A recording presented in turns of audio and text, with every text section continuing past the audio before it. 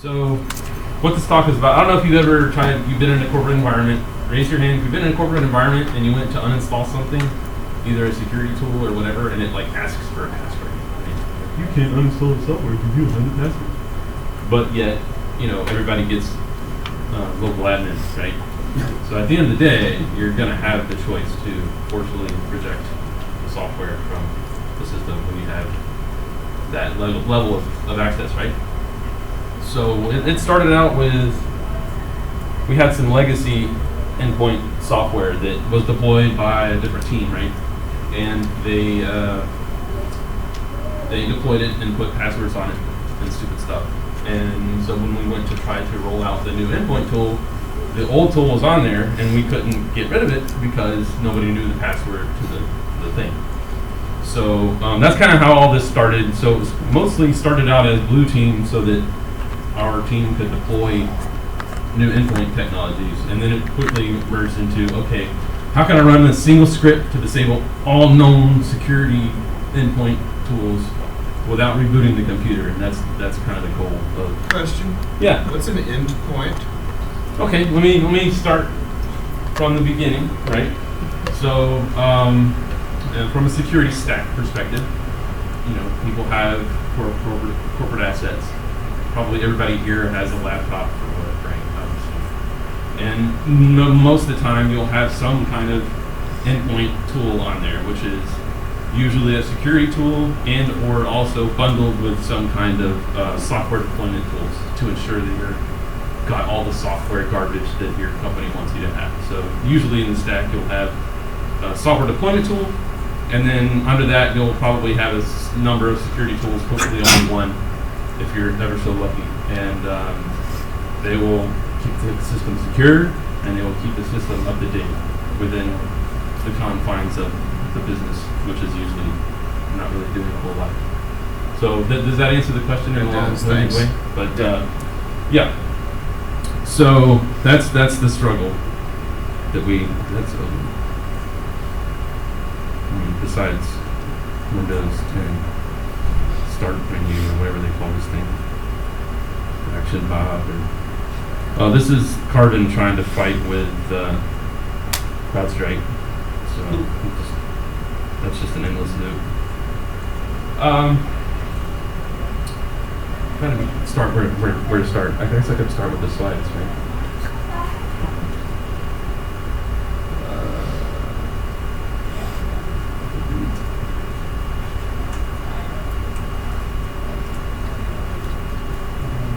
Probably this guy.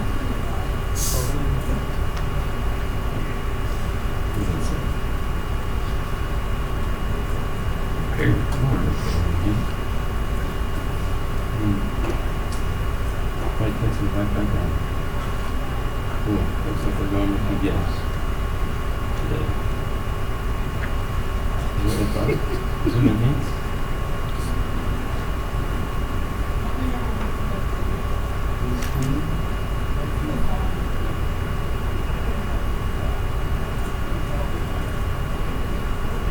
Says Control Alt.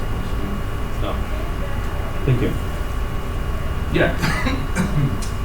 So this talk is about working with and bypassing / removing endpoint security tools. So you have a foreign object that you want removed from your Windows computer, and ideally you wouldn't want to actually reboot the system because then you would lose your reverse shell or whatever access you have to the system by removing it. So the problem, blue teams can't remove old endpoint tools due to their tamper protection passwords, or they'll do like a GPO push to like lock that specific user down within the context of the security software. So like you try to delete the folder, then you can't do it, or the permissions, or they'll deploy a GPO that won't let you uninstall the endpoint. There's varying levels of tamper protection in these security tools. And sometimes you have to go out of your way to add that tamper protection in. So it's also a assessment of our stack and the tamper protection in our security stack, and understanding what other pieces of software have tamper protection, which ones don't, which ones do, which ones suck, which ones aren't reasonable, within the confines. Red teams can't effectively test exploit with these mitigation controls in place. So meaning that I can't take a gold image, if we had one, I can't take a gold image and run my exploit test on it because it's got like 18 versions of AV and 10 different versions of threat security tool, right? And there's no single tool to remove all these either. So Symantec has their cleaner, and Sophos has nothing, a bunch of forum posts, and other tools just have an uninstall, and if the uninstall doesn't work, that's what you got to reach out to the vendor, or hope that you can find somebody like me to hack up the registry and just delete the folders and hope that it doesn't blue screen, right? Because a lot of these endpoint security tools are basically rootkits, right? They're just sitting on a box and essentially acting as a rootkit to hook the system and get all the things. Yeah, and if anybody knows anything about Windows services, how they work, and more importantly, how to kill a Windows service without blue screening the computer, are these kind of, I can't think of a better term, but protected Windows services that will say access denied to anything we try to do to that executable while the system is running, will help me improve the tool so that I can kill tasks that aren't supposed to be killed, right? So the solution, right, is a single script or tool to disable endpoint tools without requiring a reboot. So the goal would be running a single script or a single executable that would kill all of our security stack and disable it without requiring a reboot or losing network connectivity or anything like that. Ideally, I would like it to without administrator rights, but then you're talking about writing ODay for all these security tools. But my scenario would be somehow create a case where I'm working with a memory guy or an exploit development guy just to crash the service enough times to maybe whether it doesn't restart itself, possibly. That might be some kind of avenue to look at as far as not having the rights on a system to kill these rootkits, basically, these security stack stuff. Proper documentation and removal of all security tools. So, like I said, we inherited various pieces of different security stack within the org. So one piece had this thing, one guy had this Lenovo thing over here, and one guy had this piece of software, and then this sister company has this software, and there's just 10 different versions of endpoint stuff all over the enterprise. And then insert endpoint product has tamper protection or disable local administrator. So the idea there is that look at the tools, install them. If they have some kind of tamper protection, make sure that ensure that it's working and doing what it's supposed to be doing, and enable it. So that way people can't just kill the service and go and move on with the local administrative access. And feel free to raise hands or shout, throw something at me if you have any questions while I'm going through this mess. I've kind of been working on it since I started this new position, and I cobbled it all kind of together, so there's probably missing gaps in knowledge and stuff that I'm missing here in the slides. So if you have any questions, just start asking questions. So the tools, relatively easy. Raise hands if you've ever used like sysinternal's Process Explorer. Yeah. If you haven't messed with Process Explorer by sysinternals, which is now acquired by Microsoft, check out Process Explorer. It's pretty legit. Pretty cool software. Now this process hacker is written by someone else, and it has the same look and feel as Process Explorer, but it's like the hacker version. So you can emulate different users, so you can run a system, you can run as another user on the system, you can kind of impersonate tokens basically without using like Metasploit or whatever. You can also manipulate services, and there's also a DLL plugin, which not a whole lot of people know about, that goes with it, where you can run like command prompt as trusted installer. Now, what I found out later is that trusted installer is this magical user within Windows that actually has more system or more access than the system user that Windows normally runs as. So you have like normal users down here, then you have administrator, and then you have like system, and then over here, kind of more at the top, you have like trusted installer, which kind of just destroys everything down to the second. So once you get trusted installer, everything kind of falls over on its face, with the exception of these protected processes. I don't know what else to call them. They're protected services within Windows. NPS, have you ever heard of not PowerShell? It's basically an executable that will launch PowerShell. So if somebody blocks PowerShell, you can pull down the source code for not PowerShell, put some bits in it, compile it, and then you're left with not PowerShell or armcurdy.exe. You run that executable with your PowerShell script or whatever code you want to, whatever PowerShell you want to run, and it bypasses 99% of your stuff. So we went past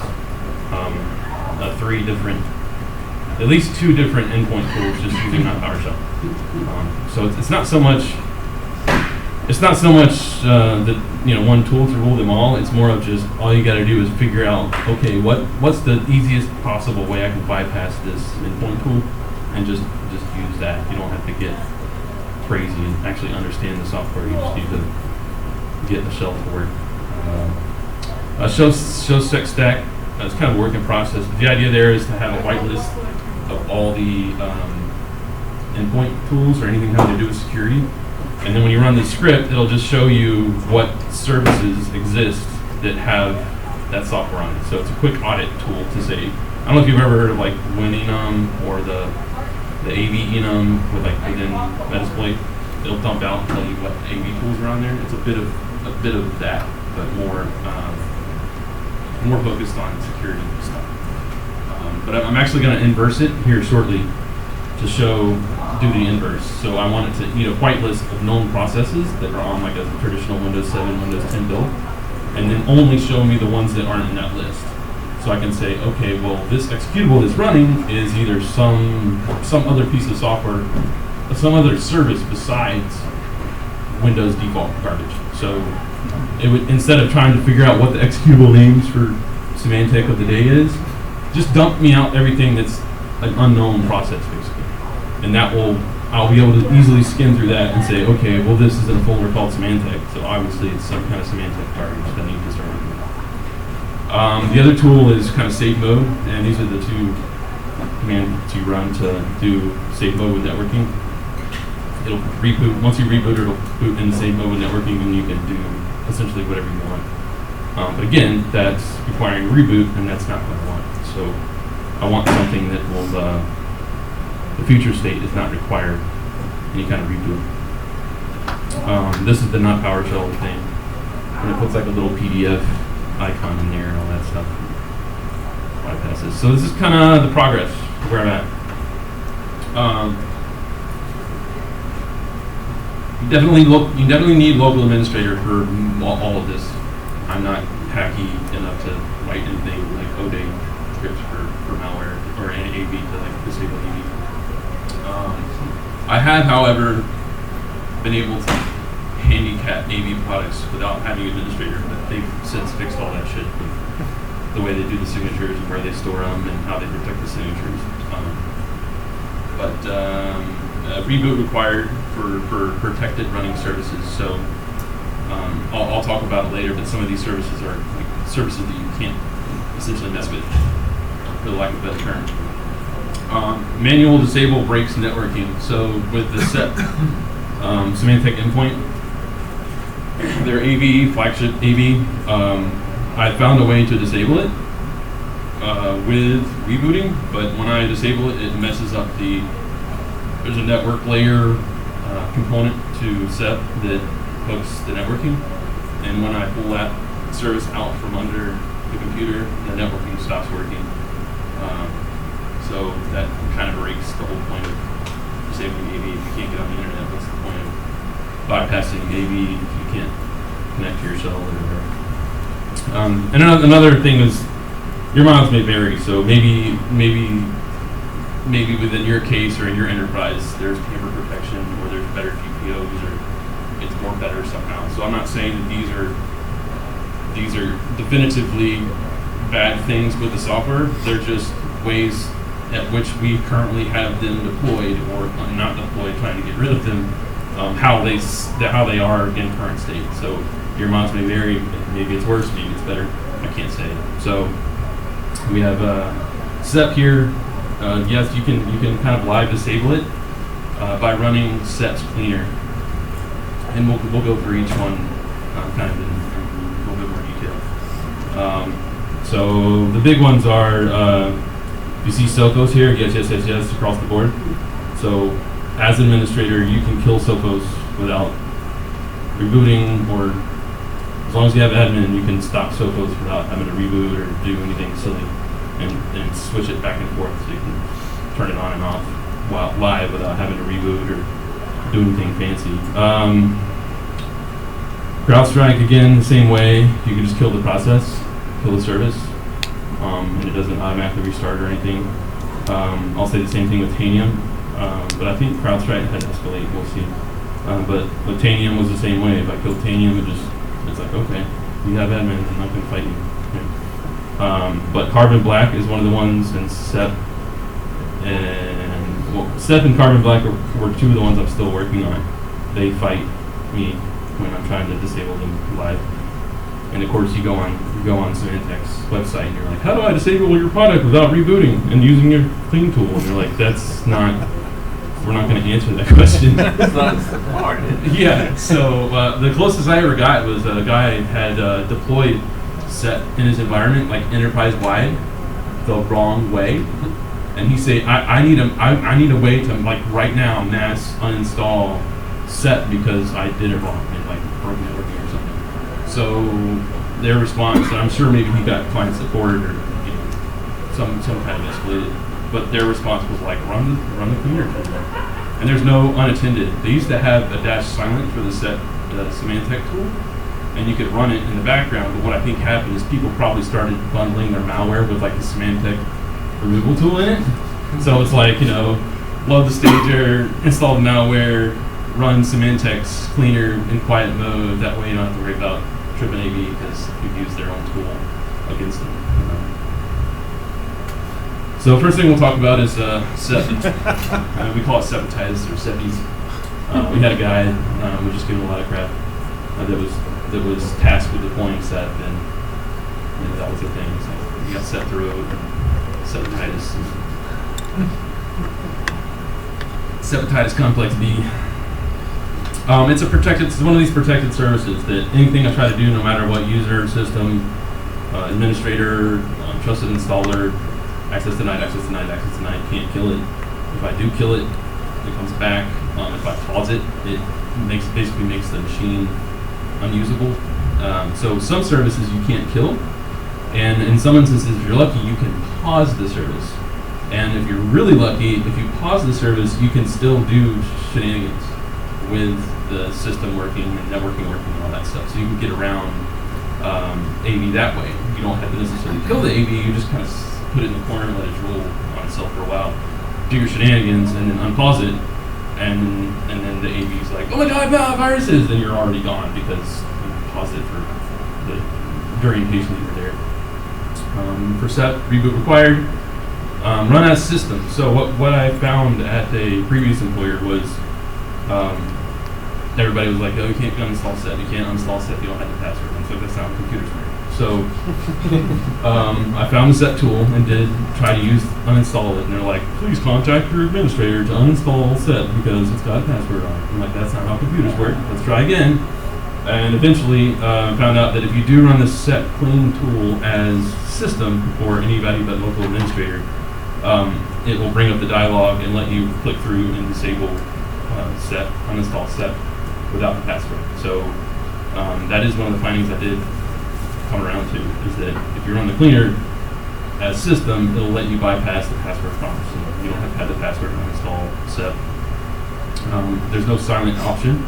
So I might build a stupid AutoHotkey script to uninstall SEP. So like, click the mouse button and tab, next, finish, and then maybe it would, not reboot itself automatically. So if I had to do that, I'll do that. But I really want to disable SEP without using their cleaner.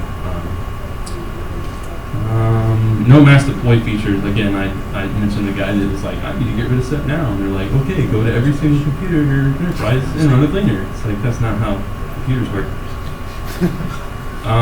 Manual efforts lead to networking being broken. So when I try to disable it manually, Their driver is called like Tapito. I don't know if anybody's ever messed with Symantec's network driver. It's like some Tapio or something with a T or whatever.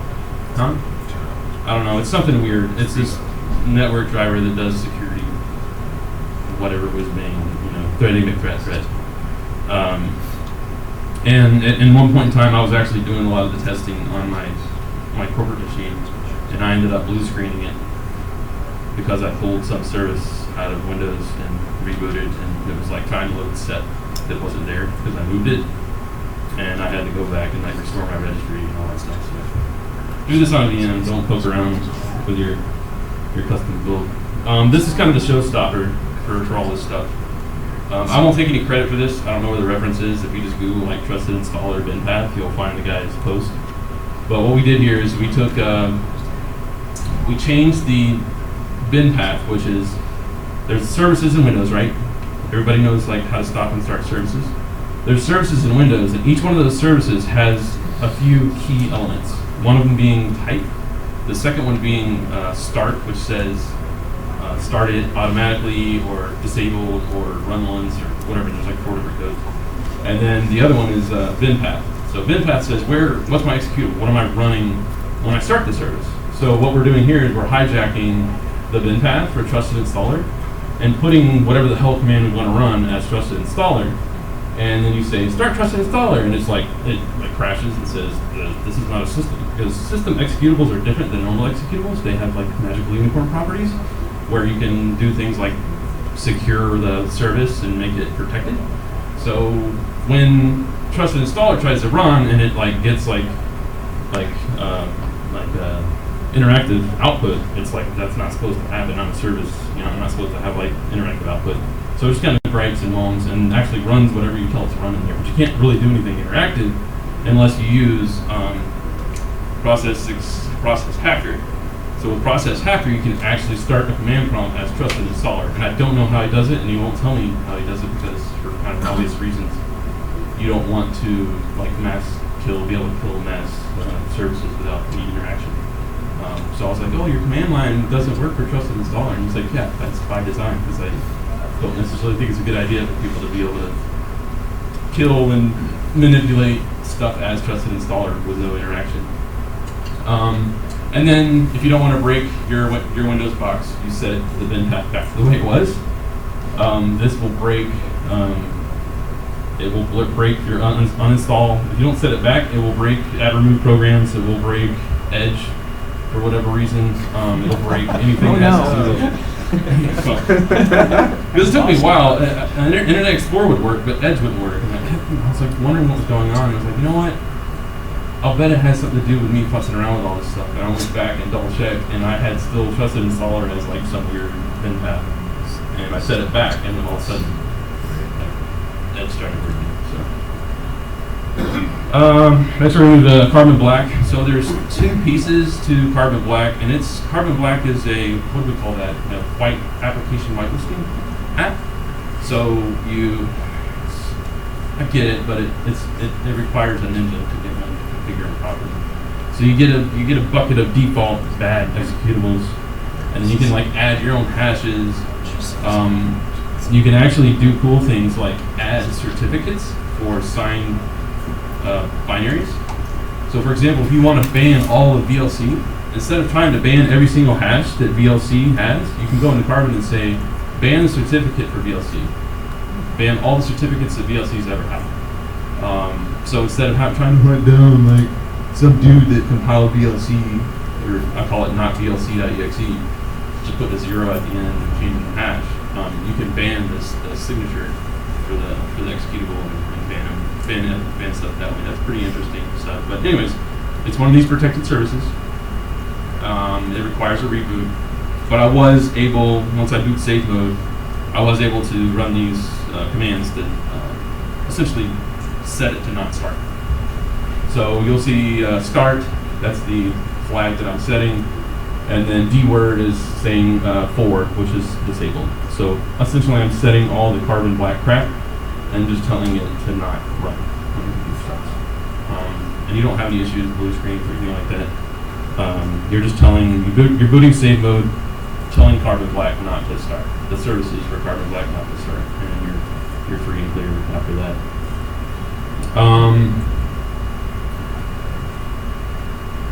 Same thing with CrowdStrike, which I think this is wrong. It's not protected, and I'm pretty sure it requires a reboot, but I don't think it's a protected service. I think you can kill it, but it like comes back. Or parity. The Carbon's the one that actually you can kill, but it comes back. Look at their parity agent maybe required. Anyways, this one's definitely reboot required, but it's the same, along the same vein. This is just trend out version of this. This is how you manipulate registry keys with via command line. And if you ever use like .registry files, don't use .registry files because they require interaction and they're messy and whatever. If you get used to using command line regadd, you'll find that it's a lot slicker and cooler. You can have like a 3-line command line registry patch for something that will like turn off the firewall and allow RDP and disable connections and do a bunch of cool stuff. Like 4 lines instead of having some crazy ugly looking registry file. You have to actually have a file and put it on the system and execute it and get the parameters right for non-interaction stuff. Same thing with Tanium. Tanium is a threat endpoint tool. It's more of a, what do you call these? What would you say? A heuristic-based security tool. So it tries to find the most common methods people use to compromise systems. So instead of looking for signatures, it looks for people trying to run PowerShell as like encoded PowerShell, or it'll try to look for patterns of mischievous instead of like AV signatures, like app whitelisting or traditional AV would do. This one is also looks like, no, this one's live. You don't need a reboot for this one. So you just for safety's sake, I'd set the Tanium client to disable, and then you just kill the Tanium client, and then you pop it. You have to do anything. No reboot, no nothing. You don't have to escalate the system. You don't have to escalate the trusted installer. You just kill it. It goes away. Now, again, your mods may vary. There's probably tamper protection you can enable with Tanium and all these other guys, but with our different varying levels of deployment, I didn't encounter that. So again, I'll talk about the trusted installer. It's kind of like almost ultimate power. We still have these services that I can't disable because they're magical unicorn services that have a status of they can't be disabled and they can't be stopped and they can't be restarted. They can just be restarted, I think, and started. So for whatever reason, Windows is pretty good at, from what I can tell so far at least, Windows is pretty good at protecting itself from like getting really important services killed. So this one is pretty much the same thing that I showed you in a couple of slides, but this is the cool stuff, where you can escalate yourself to trusted installer. I'm trying to do a demo. It's fairly straightforward.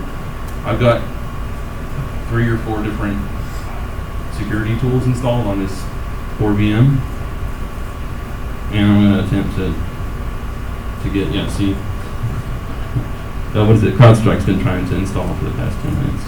So CrowdStrike is running, it extracts, it's like a little installer, I guess it's like a patch or an update, and it extracts it to a folder, and then Carbon Black is like, no, that's malware, I'm going to disable it. And they continue to fight until one of them is killed or disabled. So we know Carbon's running. Let's look at the rest of the processes.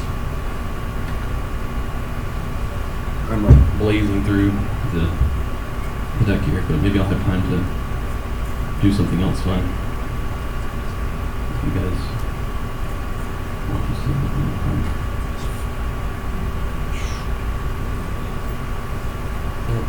Obviously too small. You can't change the resolution on here.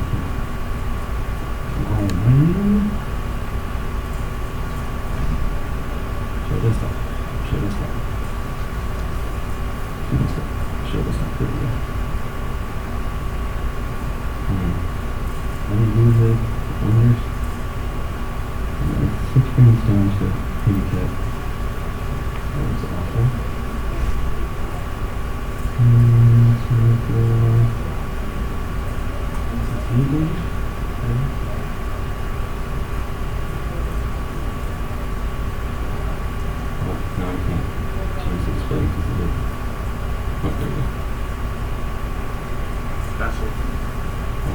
Close enough. Good enough for the girls to go out with. Okay. So we know we have, I'm gonna do what your mom does when she has a virus. Call me. That's not what you guys did? That's how I get rid of viruses. I just drag it down here and it goes away for a while. And it keeps coming back. I don't understand. Alright, so we got carbon black here. We got CrowdStrike here. Another carbon black. This is their sensor. I can't establish the difference between the two, but this is more of the carbon black AV part, and this is the more thread here, like doing PowerShell stuff. Here's CrowdStrike's, some of CrowdStrike's binaries. Here's of course Symantec down here, and I don't have Sophos because I couldn't find a new version of Sophos to install. And then here's Tanium running, doing its jam. And I'll give you, hopefully it actually won't let me uninstall it. I'll be fine if it would.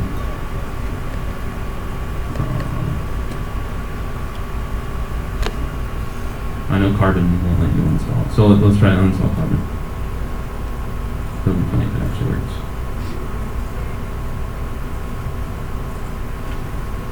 If it does work, it's because it hasn't flown home to the mothership, and it's allowing itself to be uninstalled. It hasn't been applied to like the security policy to lock it down. It's not happening. Or maybe it's actually uninstalling it. I don't know. I can always revert to snapshot. Alright. Yes, you do not have permission to uninstall CB Protect Agent. Please contact your Carbon Black administrator. My Carbon Black administrator just gave up on me. It's like, I don't even listen to your computer anymore. Here's Symantec, same thing with them.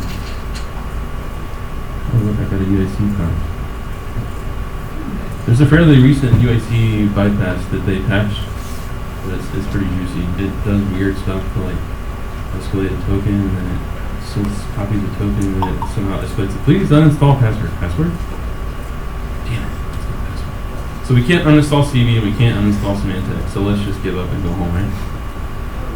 No? That's not how computers work. Say it with me. So I have this little switcher, which, strangely enough, I'm calling it bypass. Carbon Black is weird. It'll, like, for example, if I try to run on my safe mode toggle,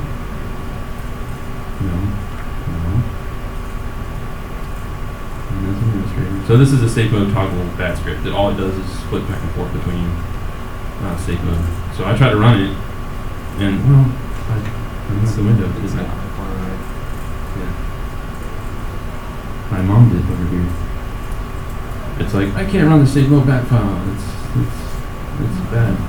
So it's weird. Sometimes it inspects stuff and somehow decides that it's bad or good or different. So it thinks something in here is bad. So we just run it manually. Because that's not how computers work. So we're using the command line to force the computer to reboot and save mode with networking. Admin is important. Yeah, you have to have admin to do it. And since I can't find the button to restart in Windows 10, I'll just do it. So we told the computer to reboot and save mode networking via command line. We have all our security stack installed because we don't have the proper permissions or passwords to uninstall this bloatware. I mean this AV products. I will say out of my favorites, out of all these, are CrowdStrike. It's a very you must be at least this tall to run. Like you got Carbon Black, which is very customizable, and you can get lost in it, and you need 2 Carbon Black people on a minimum team. But CrowdStrike is one of those ones that's it's kind of like what's the other one? Silence and those folks. And it was pretty legit as far as picking up basic encoding attacks and PowerShell encoding, and somehow it's able to detect like remote shells that are obfuscated, so I don't know what magic it has in that regard. But it was pretty difficult. So we're gonna go to bypass tools. This is a switcher, so it just there's a pause in here.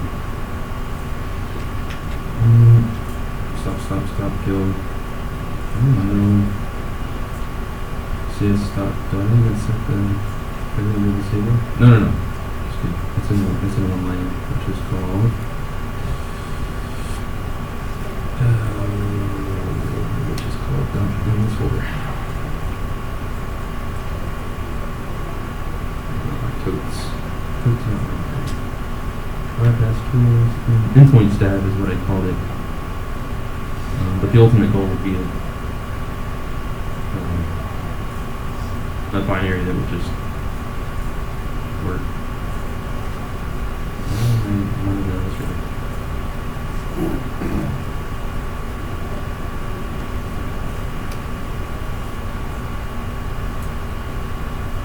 Slide your card here. Alright, so we're going to copy and paste all these, I don't have keyboard input. Yeah. So maybe I'll actually, I'll do it bi-directional. Come on, man. Maybe it doesn't work in save mode because the, alright, well, let's do this. Can't copy and paste because the VMware's whatever their thing is not running. So I'm going to root box.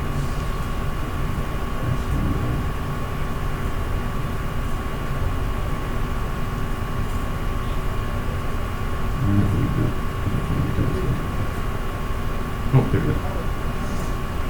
It's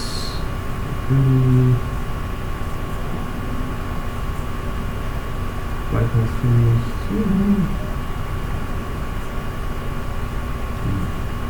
I'll wait patiently for it to do whatever it's doing. I'm clicking too quickly for it.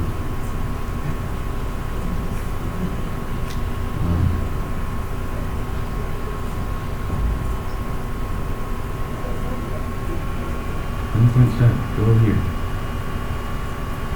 So it's essentially just telling all the processes to be disabled. And since it's not running and you're in safe mode, you have, kind of ultimate power to do that. At least set the permissions. Sometimes even in safe mode, if you try to do things with services, it still won't let you. It'll say like access denied. So like for example, if I tried to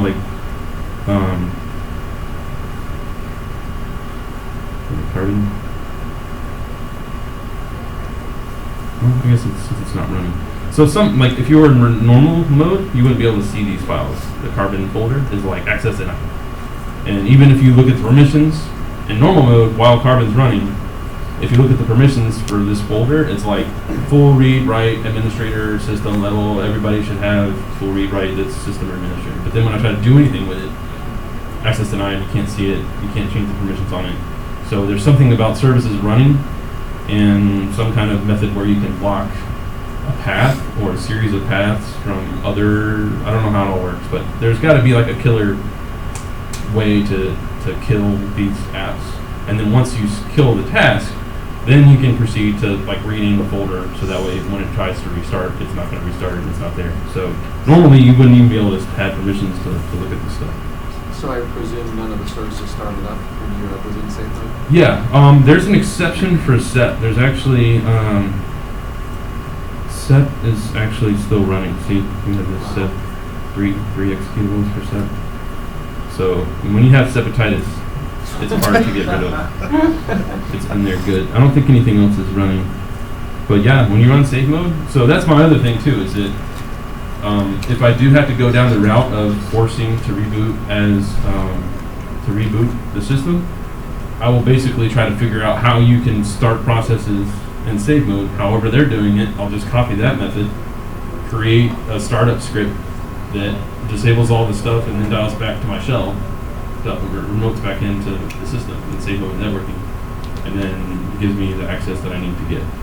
Of course, that will be quite obvious when the computer restarts in safe mode, but you know, we'd have a shell at that point. It wouldn't matter. So now we just turn.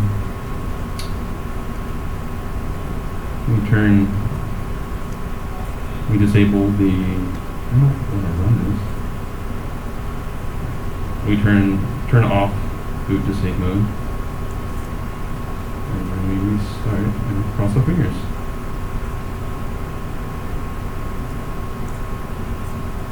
P1. And if I did my homework right, we won't have any AV products out of the 4 or 5 we install on the system.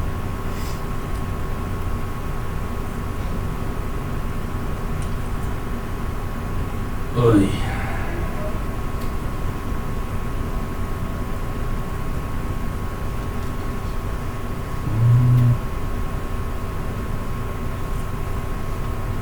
I think CrowdStrike actually starts to try to install itself when it boots up, but then it fails because the service is disabled. So it's like there's like a run once key in there. Since CrowdStrike didn't finish installing because Carbon Black was fighting it, there's like a run once thing in the registry for CrowdStrike to like finish installing.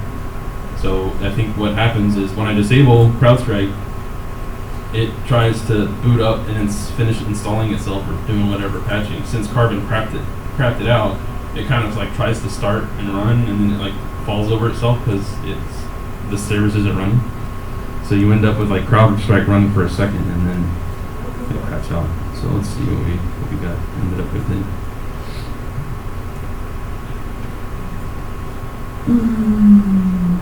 Oh, SEP's running. Oh, the SEP's the only one I can't disable via command line. You have to run the SEP cleaner, which can do with toots. So even if you do the SEP clean, so this is a special SEP clean, which uses process PS exec or PE exec, which is a flavor of PS exec. It escalates itself to system and then runs the SEP uninstaller all for you automatically. So here it is bringing up PS exec burn, and then normally it would say you can't run this because you don't have, the right permissions to uninstall. So this is the only one you have to like manually run. The cool thing about this one is that you can do it live. So if you want to disable SEP, you just run this administrator and you're done. So that's the only one left running after just disabling the service. So the cool thing about the future state is I want a way to disable all the security tools and then turn them back on when I'm done doing my testing. So that way I don't damage the system in any way. The exception here is once you're on the SEP cleaner, all your SEPies is gone. You fix it all. See how it's killing the Symantec stuff. Then it'll ask you to reboot, but don't do that because I'm gonna do that. Anyways, that's pretty much it. Pretty simple stuff. The next steps is understanding Windows services, understanding how I can clobber Windows services that are protecting themselves by either crashing them a bunch of times or somehow screwing them up to where they can't start long enough for me to set the permissions or rename the folder or pull the thing out from under itself. So the next step would be, how do I kill a running process that's in this protected mode and kill it long enough for me to like do my shenanigans and let it try to restart, and then it's to this loop of like trying to fix itself because it can't, because I told it to disable itself. So that'll be kind of next steps. If I ever get there, maybe Windows is actually protected good enough to where if a service is running that's protected properly, you can't actually kill it unless you find some code in Microsoft or something like that. So we should have no AV on here at all. Yeah. Besides, the only thing on here is Windows Defender, which is essentially Windows Firewall. Now, I don't understand how that works. So if you disable Windows Defender, guess what? Your your internet's not going to work very well unless you know what you're doing. So don't kill that service and expect your internet to work. Because Windows Defender is your firewall service. So if I saw correctly, so is it Symantec that's uninstalled, but the others are just currently disabled? Yeah. So if I run the script again and change all the fours, all these fours to what they were, which I don't know what they were, because some of them are. Your pretty safe bet is actually to put all these on 2. I think 2 is like auto start. So you just set these on, and if they're not supposed to start, it'll kill itself. But you just do the reverse of this instead of fours. Down the stream you put 2, and then everything will work again. With the exception of set, you can't. From what I've been able to see so far, you can't disable set without breaking networking. So wouldn't it be better to actually just do essentially like an export of your registry section there, and then it should be applied that back once you're done? That's what one should have done before he blue screened his computer or used the virtual machine. So what I ended up doing is I had set uninstalled, and then I think what happened is I had set uninstalled, and then I restored a previous version of the services registry, and I basically re-enabled a bunch of services that weren't there, and Windows got all upset. And I had to go in and turn off some kind of boot option for set in Windows, like disable Freddy McFred Symantec thing in the boot options for Symantec. But that's still basically the same thing as booting safe code. It's not normal. You have to do that. But that's what if you ever mess with this stuff, you want to constantly keep backups of your services. That way, if you start poking with stuff and it's not in the right state of affairs, you can just restore it, reboot, the idea is that you run this, and then you run this set uninstaller, and then you reboot, and there's none of these tools are working. And if you want to turn set back on, you have to reinstall set, and then you would just run this in reverse order to turn everything back on. Don't run more than one of these at a time, because you get stuff like Carbon trying to kill CrowdStrike. So, anyways, any questions or anything? Was Symantec the one then that you would need to get uninstalled so they could do a new one up? Yeah, the Symantec. He was asking, is Symantec the one that you have to get like an uninstaller for? Is that what you're asking? Well, no. For your task for your job, what you were looking at, that was the one that's prompting for the password. Correct. Symantec was one of the ones that was prompting for a password, and also Carbon was also one that you can't uninstall without contacting your local administrator. Your administrator. Contact your administrator. I am my administrator. So do you have a good way to actually uninstall that then, besides just disabling it? What? Carbon? Yes. You can't. I actually, we have issues within the enterprise. This is exactly why I'm creating these bypass techniques, because we have people with like 3 different endpoint tools on their system. Dude buddy that owns the Carbon stuff is like, I don't see him on the thing, so I can't uninstall it because I don't see him phoning home. So at least with Carbon, all the installs are done over the wire. So if it's not phoning home, then I don't know any other way to make it stop unless boot save mode doing this. And you just kind of let it sit there disabled until we figure out a way to safely remove it. But yeah. Cool. That's pretty much it. I can show you guys real quick something interesting with Tangent, if you want.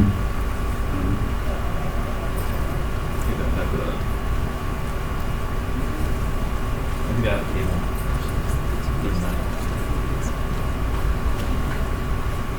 Or computer internet.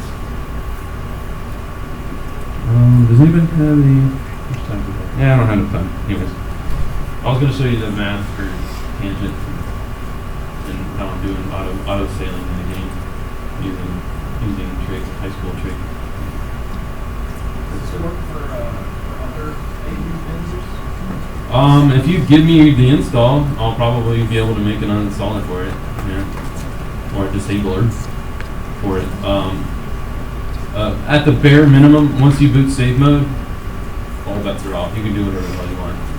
With the exception of SEP, because SEP is a little sticky. And they do that network driver that's called like Talos or whatever. And it's a network driver that when you pull it out, you pull the service out from under Windows, and you boot, the internet stops working. It starts acting really weird. Other than that, yeah, it'd just be safe mode and probably want to use registry keys. You just get the service name and say forward. So you replace whatever your tool is, you just replace the service name with what like big queries or whatever the service name is, and this will probably work 9 times out. Similar with the Trend, like a Trend Micro. Trend Micro crap, yeah. But it was like their services wouldn't let you like kill them or do anything like that. But it was kind of like if you killed the processes in a certain order and then the services right after all at the same time in a certain order, you could kill it.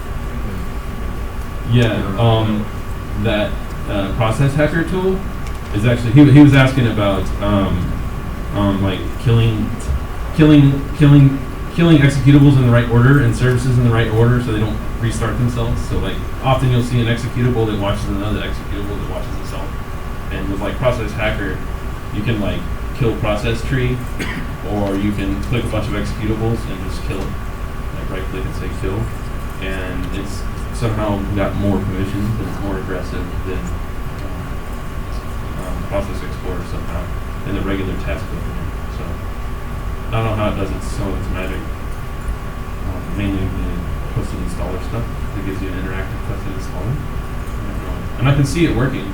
It creates, Process Hacker creates a custom service and then starts that service and then somehow executes with interactive mode, whatever you ran. So I don't know how it does it still yet, but That's pretty much it. Good times. go forth and disable your unwanted AV